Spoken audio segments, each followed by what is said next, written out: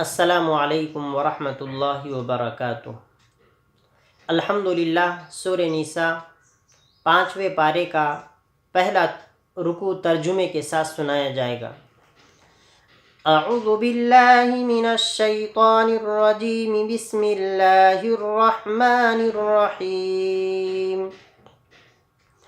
والمحصنات من النساء إلا ما ملكت أيمانكم كتاب الله عليكم وأحل لكم ما وراء ذلكم أن تبتغوا بأموالكم محصنين غير مسافحين، فما استمتعتم به منهن فآتوهن أجورهن فريضة، ولا جناح عليكم فيما تراضيتم به من بعد الفريضة، إن الله كان عليما حكيما۔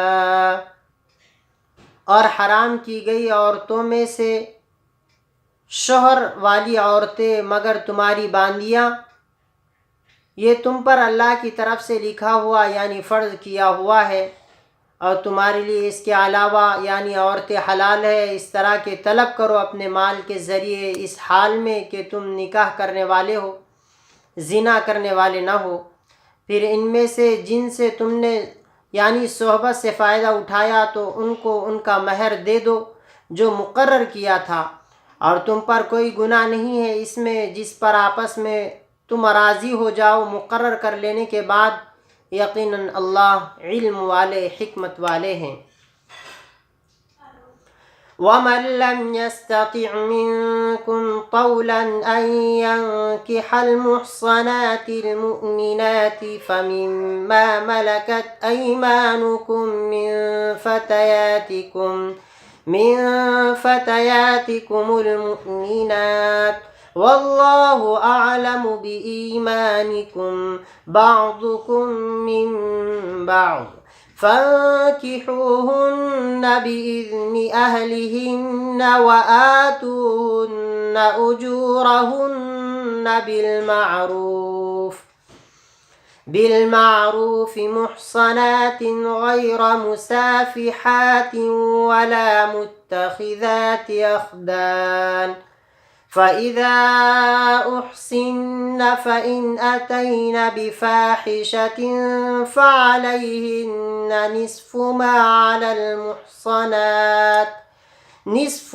على المحصنات من العذاب، ذلك لمن خشي العنة منكم، وأن تصبروا خير لكم، والله غفور رحيم۔ اور تم میں سے جو طاقت نہ رکھے اس کی کہ وہ پاک دامن ایمان والی عورتوں سے نکاح کرے، تو پھر تمہاری لونڈیاں یعنی صحیح تمہارے مومن باندیوں میں سے ہے، اور اللہ خوب جانتا ہے تمہارے ایمان کو۔ تم میں سے ایک دوسرے سے ہو تو ان سے نکاح کرو ان کے مالکوں کی اجازت سے، اور ان کو ان کا مہر دو عرف کے مطابق، اس حال میں کہ وہ پاک دامنی اختیار کرنے والی ہوں اور زنا کرنے والی نہ ہو اور چپکے دوست بنانے والی نہ ہو۔ پھر جب وہ باندیاں شادی شدہ ہونے کے بعد پھر اگر وہ زنا کا ارتکاب کرے تو ان باندیوں پر اس سزا کا آدھا حصہ ہے جو آزاد پاک دامن عورتوں پر ہے۔ یہ اس کے لیے ہے جو تم میں سے زنا کی مشقت میں پڑنے سے ڈرتا ہو، اور یہ کہ صبر کرو یہ تمہارے لیے بہتر ہے، اور اللہ بخشنے والے نہایت رحم والے ہیں۔ صدق اللہ العظیم۔